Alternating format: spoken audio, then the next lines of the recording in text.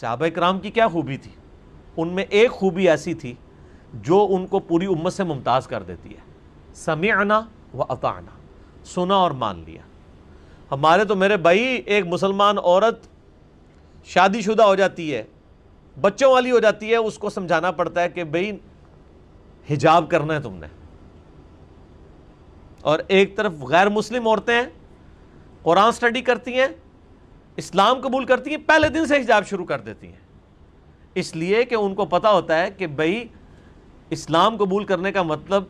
اپنی مرضی سے دستبرداری ہے، اور مسلم ہونا ہے سر تسلیم خام کرنا۔ اسلام قبول کرنے کا مطلب ہرگز نہیں ہے کہ آپ نے ایک ٹیگ لگا لیا اور پاکستان کے شناختی کارڈ میں آپ مسلمان لکھیں گے، باقی زندگی آپ اپنی مرضی کی گزاریں۔ اے بھائی پاکستان دے شناختی کارڈ والا مسلمان ہے، اللہ کے نزدیک یہ مسلمان نہیں شمار ہوتا، لیکن جب کافر مسلمان ہوتے ہیں نا تو وہ اس چیز کا ہے۔ یوسف ایسٹس صاحب کا میں سن رہا تھا، 80s میں مسلمان ہوئے ہیں وہ، لیٹ 80s میں، پروٹیسٹنٹ پریسٹ تھے وہ، اور بہت بڑے لیول پہ۔ وہ کہتے ہیں میں اتنا امیر پریسٹ تھا کہ میرے ایک سگنیچر سے میں بوئنگ 747 خرید سکتا تھا، اور ایک کلین شیف بندہ مصر کا جو اس سے کاروبار کے لیے آیا، جس کو یہ پادری سمجھتا تھا میں اس مسلمان کو عیسائی کر لوں گا، لیکن اس کو قرآن آتا تھا، مصر کا رہنے والا تھا وہ، اس بندے کی دعوت سے وہ مسلمان ہو گیا۔ ایک لمبی سٹوری آپ دیکھیں، یوٹیوب کے اوپر جا کے لکھیں وہ کیسے مسلمان ہوئے، تو وہ آپ کو انگلش میں ان کی پوری لائف سٹوری مل جائے گی۔ تو یوسف ایسٹس کہتے ہیں کہ مجھے ایک عیسائی عورت نے فون کیا، اس نے کہا میں اسلام قبول کرنے کے لیے تیار ہوں، لیکن میں نقاب نہیں کر سکتی، اس لیے میں اسلام نہیں قبول کر رہی۔ تو یوسف ایسٹس کہتے ہیں تم اسلام قبول کر لو، نقاب بے شک نہ کرنا، تم حجاب بے شک نہ کرنا۔ اس نے کہا کہ میں نے تو قرآن سٹڈی کیا ہے، اللہ کا تو حکم ہے مسلمان عورتوں کے لیے کہ وہ حجاب کریں، کیا میں مسلمان رہ جاؤں گی کلمہ پڑھنے کے بعد اللہ کا یہ ایک حکم نہ مان کر؟ تو وہ یوسف ایسٹس تھے، تو میں ہوتا تو میں نے کہتا ہاں جی پاکستان کے شناختی کارڈ میں آپ مسلمان ہی ہیں، بے شک نماز بھی نہ پڑھیں، ہاں اللہ کے حضور نہیں۔ اب یوسف ایسٹس کہتا میں اتنا شرمندہ ہوا کہ مسلمان عورتوں کو تو یہ بات سمجھانی پڑ رہی ہے، اور ایک عیسائی عورت جو قرآن سٹڈی کر رہی ہے وہ کہہ رہی ہے میں کیسے مسلمان رہ جاؤں گی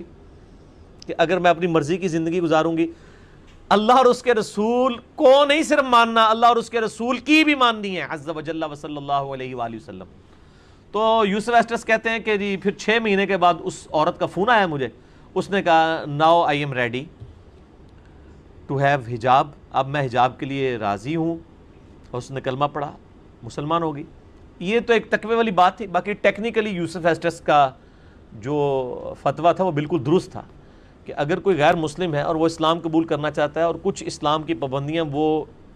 نہیں پریکٹس کر پا رہا، تو کم از کم اسے کلمہ ضرور پڑھ لینا چاہیے، کیونکہ ان 6 مہینوں میں اگر وہ عورت مر جاتی تو سیدھی دوزخ میں جاتی۔ تو اس میں پوری بات بریف کی جائے کہ ہاں یہ حکم ہے، ایسے ہی ہے، لیکن آپ یہ پہلا سٹیپ طے کر لیں تاکہ اللہ کے حضور آپ کے لیے حجت قائم ہو جائے۔ لیکن اس پوری گفتگو اور اس سٹوری کا ایک بڑا جو سمجھ لیں سینسٹیو پہلو ہے وہ یہ ہے کہ مسلمان عورتیں جو بائی برتھ مسلمان ہیں ان کو کون سمجھائے گا، جو جنت کا ٹکٹ اپنے جیب میں لے کے بیٹھی ہوئی ہیں۔ یوسف ایسٹس جو ہے وہ انٹرنیشنل پیس کانفرنس پہ ڈاکٹر ذاکر نائک کی دعوت پہ انڈیا گئے، 10-12 سال پہلے کی بات ہے، تو وہاں پہ انہوں نے کہا کہ مجھے شرم آ رہی ہے کہ میں بعد میں اسلام قبول کر کے جو بائی برتھ جنتی پیدا ہوئے ہیں مسلمان، ان کو میں آ کے اسلام سکھا رہا ہوں۔ اس نے کہا آپ کو چاہیے تھا آپ ہمیں آ کے اسلام سکھاتے، ہے تو شرم کا مقام ہے نا۔ اور یہی شرم کا مقام ہمارے علماء کے لیے ہے کہ آج لوگ دین سٹڈی کر کے علماء کو بتا رہے ہیں کہ بھائی آپ کے بزرگوں نے جو قرآن اور حدیث کے ترجمے کیے اس میں تو یہ لکھا ہے، آپ کس طرف جا رہے ہیں؟ تو یہ آگے سے پھر وہ ایسے لوگوں کے جنہوں کہتے ہیں گلے فٹ ہو جاندے نے تے گاٹے فٹ ہونے کی کوشش کرتے ہیں کہ یار یہ کیا کر رہے ہیں، تو بڑا مشکل ہے حق بات کو قبول کرنا۔ تو پہلے کافر بھی یہی کہتے تھے قل انما انا بشر مثلکم، اے نبی فرما دو کہ اس میں تو کوئی شک نہیں ہے کہ میں تو ایک انسان ہی ہوں، میں تو صرف ایک انسان ہوں تمہاری مانند، یعنی سپیشیز ہونے میں، مرتبے کی بات نہیں ہو رہی، سپیشیز میں، مرتبے میں تو کسی شخص کو ان سے نسبت نہیں ہے، لیکن ایک بہت بڑا فرق، یوحا الیہ، میری طرف وحی ہوتی ہے انما الہکم الہ واحد، کہ نہیں ہے تمہارا معبود سوائے اس اکیلے اللہ کے، فاستقیموا الیہ، پس اسی کی طرف متوجہ ہو جاؤ، واستغفروا، اسی کی طرف مغفرت طلب کرو، وویل للمشرکین، اور شرک کرنے والوں کے لیے ہلاکت ہے۔ شرک کرنے والے وہ لوگ بھی ہیں جو نماز نہیں پڑھ رہے ہیں۔ صحیح مسلم میں 246 نمبر حدیث ہے، بندے کے کفر اور اسلام، شرک اور ایمان کے درمیان فرق نماز ہے۔ وَأَقِيمُوا الصَّلَاةَ وَلَا تَكُونُوا مِنَ الْمُشْرِكِينَ، سورہ روم میں آتا ہے، نماز قائم کرو اور مشرکوں میں سے نہ ہو، کیونکہ جو مسلمان ہے تو نماز پڑھے گا،